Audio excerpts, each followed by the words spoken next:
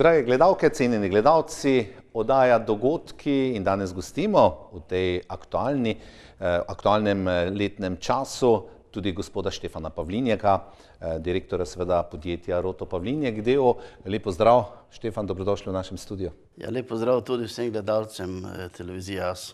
Bliža se konec leta, rekel sem aktualno obdobje, ko se delajo neke analize, ko se pogleda nazaj, to je čas pričakovan tudi za v prihodnje. Kako bi ocenili seveda kot svetovljan, kot človek, ki imate vpogled v globalno ekonomsko politiko in gospodarstvo Slovenije letošnje leto, z vidika vašega podjetja seveda in potem tudi takole nasplošno? Ja, res, vsak dober gospodar najprej prečekira stvari, ki so šle oziroma kje se lahko tudi kaj iz teh stvari nauči in seveda tudi pokazatele in seveda si dela tudi plane za naprej. Tako imamo mi v bistvu drugi polovici decembra marketinško konferenco, kjer imamo vse direktore iz vseh podjetij, naših 6 podjetij in seveda tudi komercialiste skupaj in seveda vsak mora si nekako napraviti spoved, kaj je dosegel, kaj je napravil, ali po tisti cilji, ki smo jih zastavili, tudi šlo in ali pa smo recimo dosegli tudi kaj več v tej tovarni. In seveda to je dobro, da si vsak v bistvu usodo zapiše sam in tudi potem čekira, ali je to tudi bilo storjeno. Vidim, da letos, da so ljudje že zadovoljni, da smo nekako preživeli eno leto, kjer je še seveda gospodarska rast bila dobra. Sicer je malo se umirja, ampak lahko pa povem tudi to, da je letos eno leto, kjer smo mi praktično pri sebi stvari popilili. Če smo do zdaj žagali, smo popilili, organizacijsko smo stvari rešili.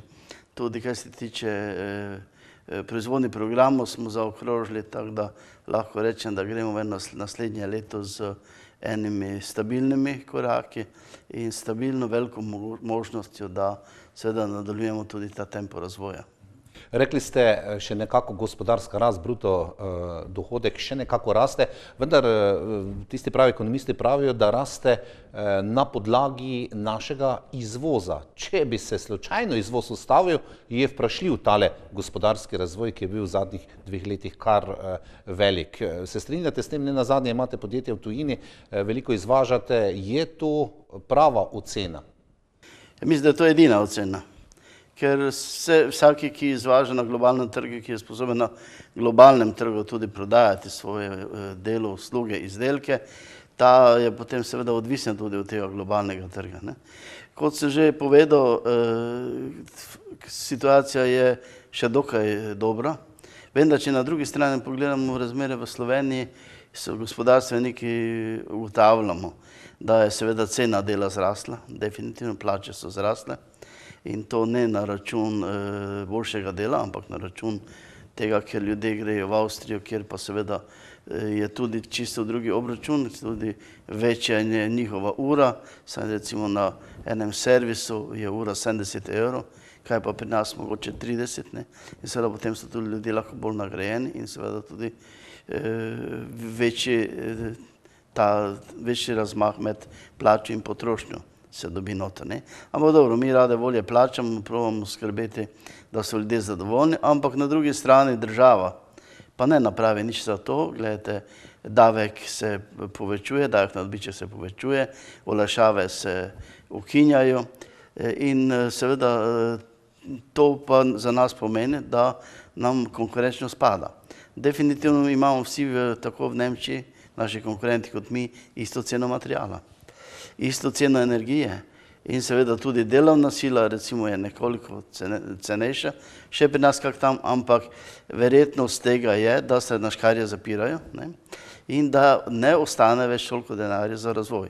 Moram vedeti, da smo še vedno del tisti pozneje pristopljenih članov Evropske unije, da če nisi 20% cenejši, se sploh ne pogovarjajo, ker potem lahko dobi tam svoj izdelek ali uslugo. In če si 20% cenejši, pri isti ceni materijala, isti ceni energije in malo manjše delovne sile, torej njemu ostane ogromno za razvoj, nam ne ostanjuje več za razvoj. In država bi na drugi strani ne smela obremenjevati. Ne. Država bi mogla seveda delati tudi na tem, da se reinvestira prihodek, ne. Da prihodek, ki v firmi ostane, ne da pobere najprej 20% denarja in potem ti investiraj in delaj boljše pogoje našim zaposlenim. To je nepravično in nenormalno. Vi 20% letno lahko več investira, če bi država pustila ta denar v podjetjih. Mi se borimo z vseh strani, z gospodarske zbornice, obrtne zbornice in to že dolga leta, da morajo vse glih ne samo jemati, ampak tudi nekaj pustiti in seveda to tudi vejo dobro, ampak v takšni situaciji, kot je to še nemogoče, nerazumljivo marsikomu oziroma tistim, ki so na vladi. Ampak nekaj se bo moglo napraviti, ker bistvo včasih smo širitev oziroma novo opremo kupovali prek razpisov, kjer smo 40-50% dobili denarja nazaj in smo si lahko kupili najnovejšo opremo. In tudi iz Pomurskega zakona moramo povedati, da če analiziramo vsi skupaj, koliko je Pomurski zakon doprinesel, pa ne samo vodovod, ampak tudi drugače po Pomurju je bil veliki zagon in seveda tega pa danes več ni. Ne? In firme živijo, preživljajo, ampak ni tistega potencijala denarja za novo opremo, tudi za nove trge, ker danes razpisi so, ampak so vezani na fakultete, so vezani na ne dejansko za nakup opreme. Mi vidimo, da mi delamo recimo z KTM, delamo z Krone. To so velike firme, ki svoj razvoj dobijo plačane od države. KTM da vsako leto na trg novi motor za dirko Pariz-Dakar in tu mi delamo 3 komponente, ampak ko se pogovarjamo z njimi, to je denar, razvojni denar države, direktno v podjetja. Kar pomeni, da podjetje potem lahko fino funkcionira, vse, kar je od opreme, lahko potem tudi na ta račun kupi in seveda to je potem pravi razvoj gospodarstva in tudi novih izdelkov, novih trgov. Tako da mi smo v dosti slabšem položaju, kot je to v svetu, čeprav smo Evropske unije, ampak seveda politika, pogoji gospodarjenja v državah se pa precej razlikuje od tistih pametnih držav, ki delajo to s tem namenom, da tudi lahko ti socialo hraniš, če imaš dovolj močno gospodarstvo in seveda lahko tudi plače dvigaš, če imaš močno gospodarstvo. Če pa ti gospodarstvo diha na škrg ali pa ne tako bi moglo biti, pa seveda bo se videlo, da naenkrat na drugi strani bo problem. V vašem podjetju seveda veliko stavite na razvoj, na znanje.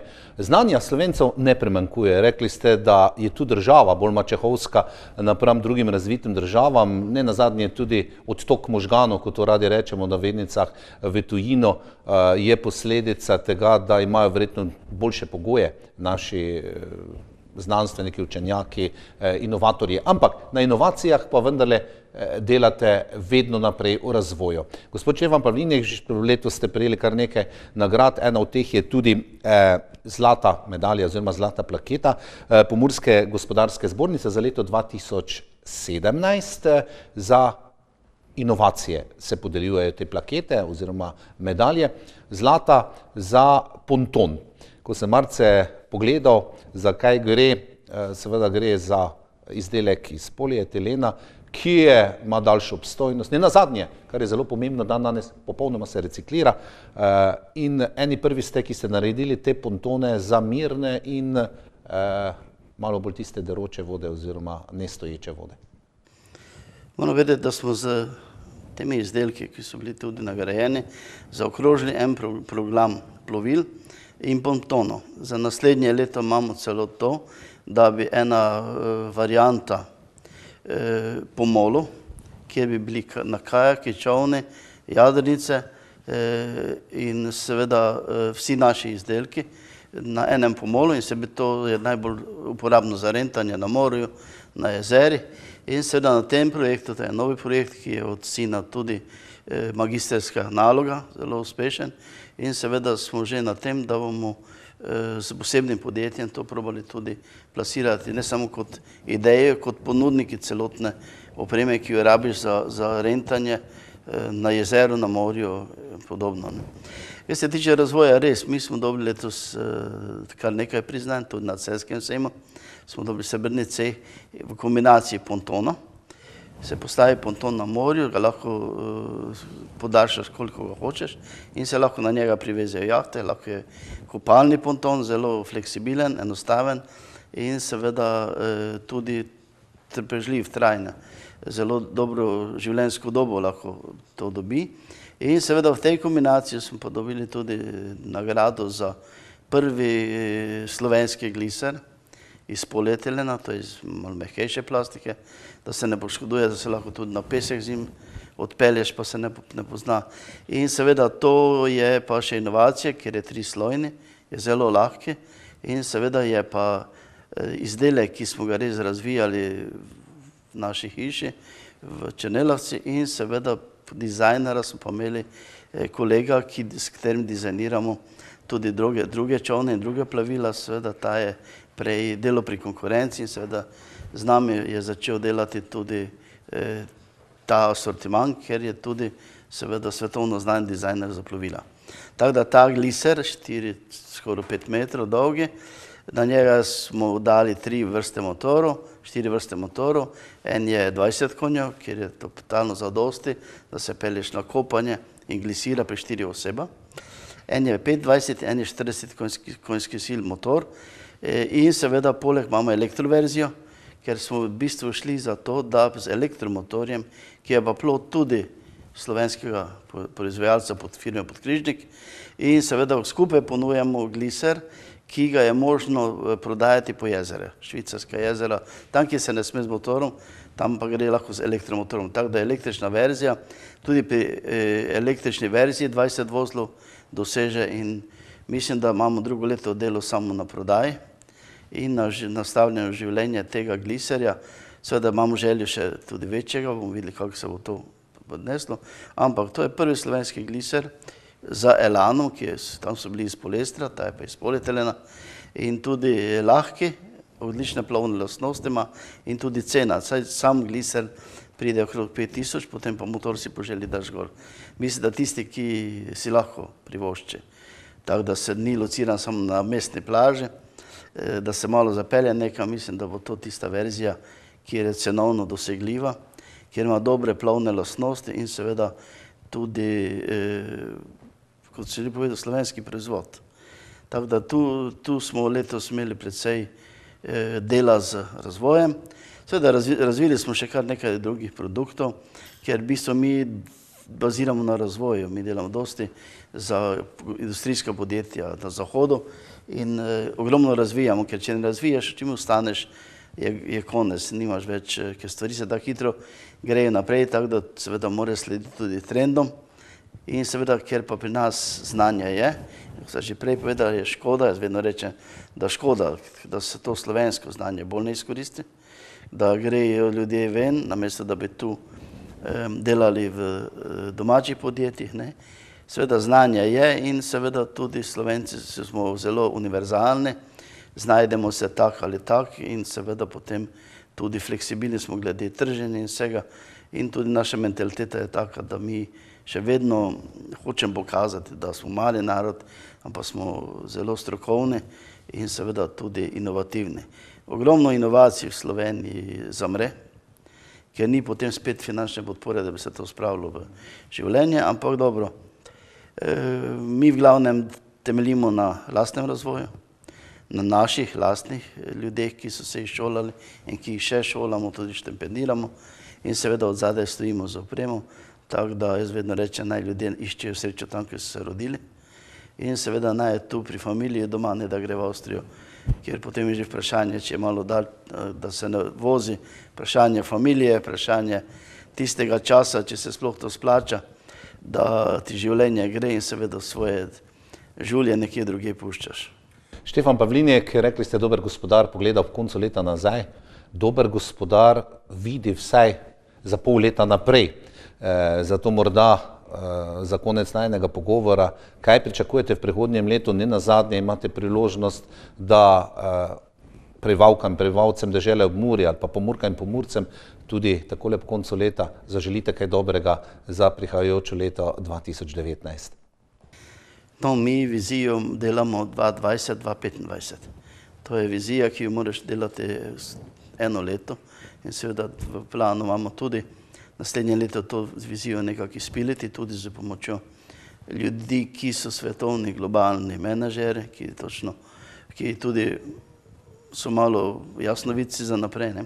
Ampak dobro, za naslednje leto pričakujemo mi z naše strani, da to spet, kaj smo nažagali, popilimo, naučimo, dobimo dobre rezultate, saj mi vsako leto ogromno vložimo v razvoj in seveda želimo, da smo res naprej vodilno podjetje v naši branži in seveda želimo tudi, da so ljudje zadovoljni, kajti jaz vedno rečem, da minimalna plača ni za ljudi, ki so zaposleni v podjetje, kjer ima možnost zaslužiti in razvijati in svojo kariero delati, ampak želim, da je seveda delo varno in želim tudi, da pokažemo, da smo v tem delu Mure, v tem delu Slovenije ob Muri, eni dobri ljudje, delavni in seveda tudi, da znamo svetu pokazati, kak si lahko globalni player.